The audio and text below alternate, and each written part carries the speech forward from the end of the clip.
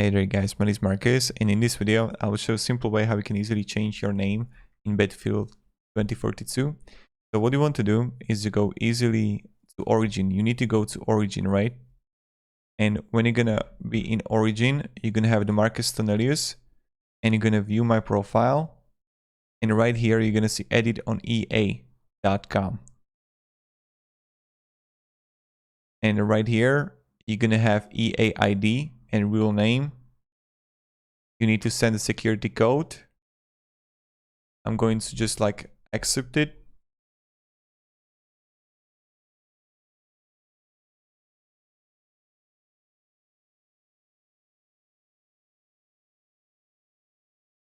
And now when I got it, I'll just enter it. And here I can easily change my ID. So this is how you can change your name in Battlefield 2042. If you can have any questions, guys, ask me down in the comments. I'll be really happy to help you. And yeah, have a great day and bye. Yeah.